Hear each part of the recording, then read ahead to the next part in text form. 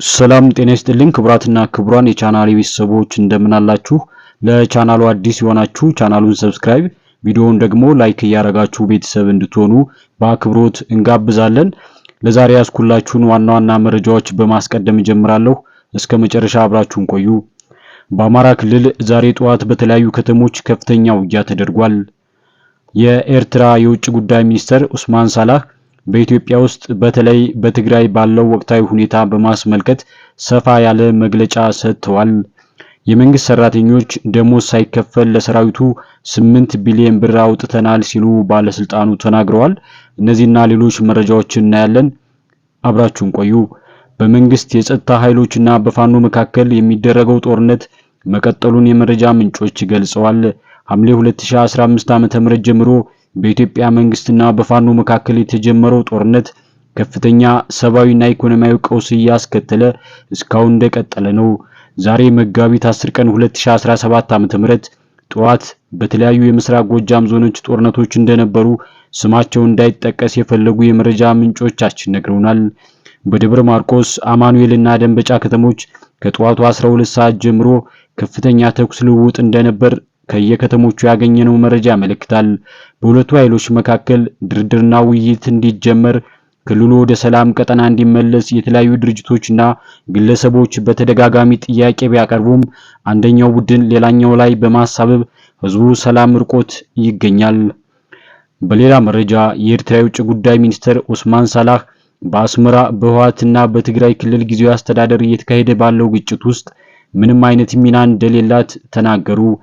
የውጭ ጉዳይ ሚኒስትሩ ኢትዮጵያ የጎረቤቶቿን ሉዓላዊነትና የግዛት አንድነት እንድታከብር ግፊት እንዲደረግባቸው ለዓለም አቀፍ ማህበረሰብ ጥያቄ አቅርበዋል። ኦስማን ይህን የተናገሩት ማክሰኞ መጋቢት 9 ቀን 2017 ዓ.ም መቀመጫቸውን አስመራ ላደረጉ የዲፕሎማቲክ ማህበረሰብ አባላት በሰጡት ማብራሪያ እንደሆነ የአገሪቱ የማስታወቂያ ሚኒስትር የማነ ገብረ መስቀል በኤክስ ገጻቸው ባሰፈሩት መረጃ አስታውቀዋል። ማክሰኞ ጠዋት በኤርትራ የውጭ ጉዳይ ሚኒስቴር መስሪያ ቤት ማብራሪያ የተሰጣቸው የዲፕሎማቲክ ማህበረሰብ አባላት፣ አምባሳደሮችና የዲፕሎማቲክ ኮር አባላት እንዲሁም በሀገሪቱ ዕውቅና የተሰጣቸው የተባበሩት መንግስታት ድርጅት ተቋማት አመራሮች መሆናቸውን የማስታወቂያ ሚኒስትሩ የማነ ገልጸዋል። በትግራይ ክልል ጊዜያዊ አስተዳደር ፕሬዝዳንት ጌታቸው ረዳና በህወሓት ሊቀመንበር ደብረጽዮን ገብረ ሚካኤል የከረረ ውጥረት ተፈጥሯል። የኢትዮጵያ መንግስት ባለፈው ሳምንት አንደኛው የህወሓት ክንፍ የአገሪቱ ተቀናቃኝ ከሆኑ የውጭ ኃይሎች ጋር ግንኙነትና ትብብር አለው በማለት መውቀሱ አይዘነጋም።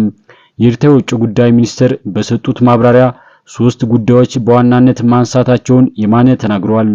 የመጀመሪያዎቹ 2 ጉዳዮች በኤርትራ ላይ የቀረቡ ሐሰተኛ ክሶችን የሚመለከቱ እንደሆኑ በማስታወቂያ ሚኒስትሩ መረጃ ላይ ሰፍሯል።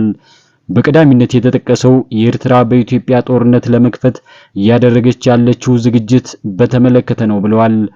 ማብራሪያ ተሰጥቶበት የተባለው ሶስተኛው ጉዳይ ደግሞ የኢትዮጵያ የባህር በር የማግኘት አባዜ እንዲሁም ይህን ተከትሎ የመጣው ዲፕሎማሲያዊ ዘመቻና አብሮነት ያለው ተንኳሽ ድርጊት እንደሆነ ተጠቅሷል።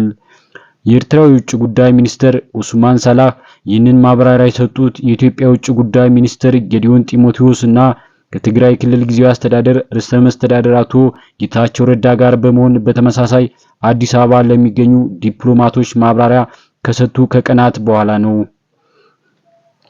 ወደ ሌላኛው መረጃ ሳልፍ የትግራይ ክልል ለመንግስት ሰራተኞች ደሞዝ ሳይከፍል እና ልማት ሳያከናውን በ7 ወራት ውስጥ ብቻ ለክልሉ ሰራዊት 8 ቢሊዮን ብር ወጪ አድርገናል ብለዋል አቶ ጌታቸው ረዳ። የትግራይ ክልል ጊዜያዊ አስተዳደር ፕሬዝዳንት አቶ ጌታቸው ረዳ በ7 ወራት ውስጥ ብቻ ለክልሉ ሰራዊት 8 ቢሊዮን ብር አውጥቻለሁ አሉ። አቶ ጌታቸው ይህን የተናገሩት ከሪዮት ሚዲያ ጋር ባደረጉት ቃለ ምልልስ ላይ ነው። አቶ ጌታቸው ረዳ በ2017 በጀት ዓመት ከሐምሌ እስከ የካቲት ባለው ወራት ነው ወጪ የሆነው የተናገሩት። በዚህ ምክንያት ለመንግስት ሰራተኞች ደሞዝ አልተከፈለም፣ አንድም የልማት ስራ አልተሰራም ብለዋል። 274,000 የክልሉ ሰራዊት በተሃድሶ ስልጠና ወደ ማህበረሰቡ እንዲቀላቀል ማስመዝገባቸውን የተናገሩት አቶ ጌታቸው በአሁኑ ወቅት ለ110,000 ሰራዊት ስንቅ እንከፍላለን ሲሉም አስረድተዋል። ባለፉት 7 ወራት ለክልሉ ሰራዊት 8 ቢሊዮን ብር ያወጣው ጊዜያዊ አስተዳደር ከፌደራል መንግስት ለ2017 ዓመተ ምህረት የተመደበለት የድጋፍ በጀት 13 ቢሊዮን ብር ነው። በአቶ ጌታቸው ረዳ በሚመራው የጊዜያዊ አስተዳደሩና የዶክተር ደብረጽዮን ገብረ ሚካኤል የሚመራው የህወሓት ቡድን መካከል ያለው ውጥረት ቀጥሏል። ጊዜያዊ አስተዳደሩ የሰራዊት ቁጥር ከፍተኛ ስለሆነ በተሃድሶ ስልጠና ወደ ማህበረሰቡ እንዲቀላቀሉ እንደሚፈልግ፣ ነገር ግን የተሃድሶ ስራ እንዳይከናወን ደግሞ በዶክተር ደብረጽዮን ገብረ ሚካኤል የሚመራው የህወሓት ቡድን እንቅፋት እንደሆነበት በተደጋጋሚ ሲናገር ቆይቷል። በአዲስ አበባ የሚገኙትን የክልሉ ጊዜያዊ አስተዳደር ፕሬዝዳንት የአቶ ጌታቸውን ጽህፈት ቤት ጨምሮ የመገናኛ ብዙሃን መያዙን ጊዜያዊ አስተዳደሩ የአዲስ አበባ በገቡ ማግስት መያዙን የተናገረው የህወሓት ቡድን በበኩሉ ይህን ክስ ያስተባብላል። ለዛሬ ያስኩላችሁ መረጃ ይህን ይመስላል። እስከ መጨረሻ አብራችሁን ስለቆያችሁ እናመሰግናለን። ሰብስክራይብ፣ ሼር እና ኮሜንት በማድረግ ቤተሰብ እንድትሆኑ በአክብሮት